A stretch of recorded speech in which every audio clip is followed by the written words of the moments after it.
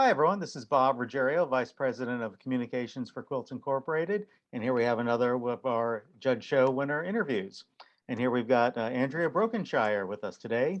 She won the Gammill Master Award for Machine Artistry. That's a $5,000 award sponsored by Gammill for her quilt Desert in Spring. And I'm going to go ahead and show that to you now. In Andrea's artist statement, she says, "My mom and I embarked on an epic travel trip and we named it our Thelma and Louise adventure. We drove down the West Coast, eventually ending up in Palm Springs, California. While there, we visited the Living Desert Botanical Garden. This quilt is inspired by one of the photographs I took that spring day of a prickly pear cactus in bloom.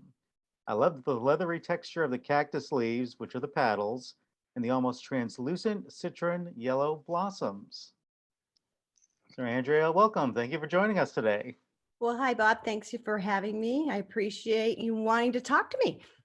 Well, I'm just glad that your Thelma and Louise adventure didn't end with you and your mother going over the cliff in a car. So I'm glad you're both with us today. Me too. Me too.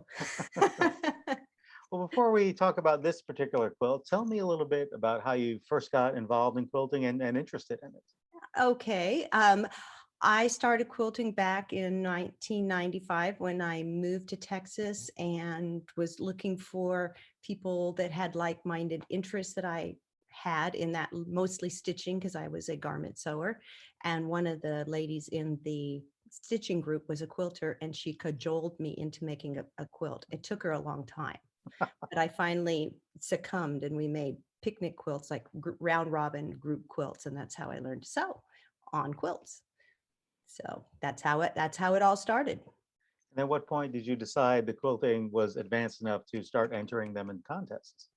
I entered my first competition in 1997, and it won a blue ribbon at a local show. So then I was like, ooh, but it took me a lot to get myself to feel like I was good enough to even put something in the show. And so that made me feel really quite nice, actually.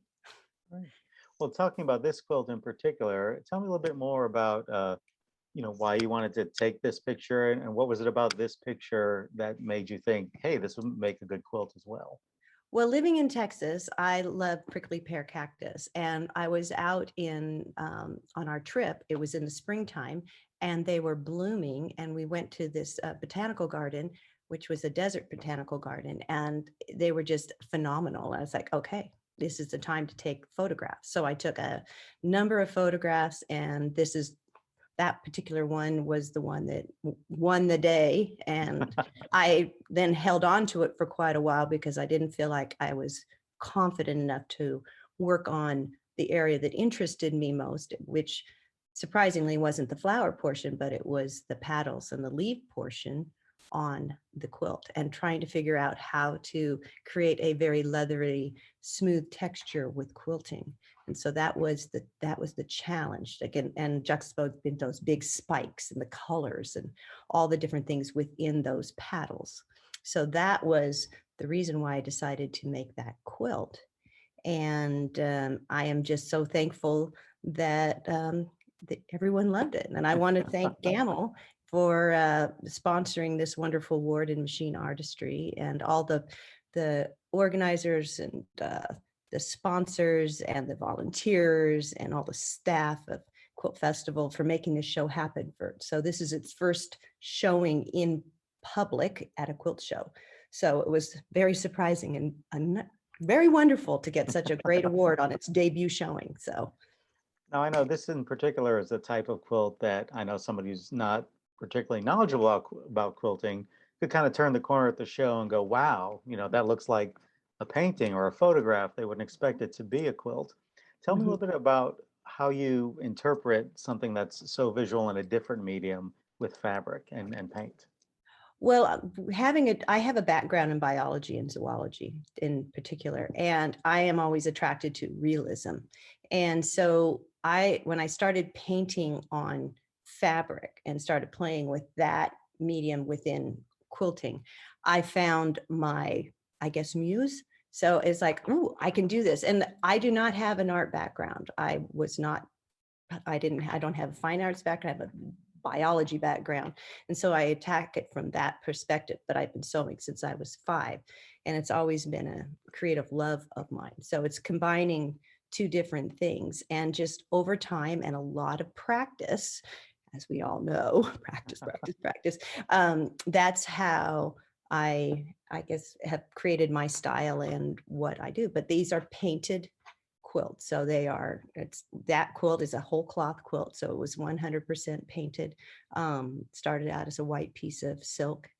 And then after the painting portion was done, then it comes to life with the stitching. The stitching is where it creates its soul. So. And in your mind, how does it particularly maybe stand apart from some of the other quilts you've done? Well, it's yellow. It's definitely yellow. It's There's yellow, lots of and yellow it's on like there. neon in your face yellow. So that is something that is completely different. Usually I do reds and pinks and purples and stuff. So this bright, bright yellow, translucent petaled flower cluster is definitely different. It's also my first desert or succulent piece that I've done. So in that case, that's how it's different. But I'm playing more and more with more complex imagery. So I guess that also, it was definitely a challenge. And it's definitely bright. I mean, if the power ever goes off at the convention center, people can, find their way to the exits by It going through your actually quilt. looks like fluorescent green when the lights are lower, and then it changes color to more yellow when the lights are on. It's interesting quilt. And one of the things that I like to pride myself with is I like the backs also to look really, really good. So when I'm showing the quilt, you see the back of the quilt, the image really pops out from that direction as well, or that perspective. That's great. Well, Andrea, thank you so much for taking out the time to speak with me today. I'm going to end with a question that I ask everybody I interview. Okay. If you had one quilting superpower that you could use in your art, what would it be? Oh my goodness.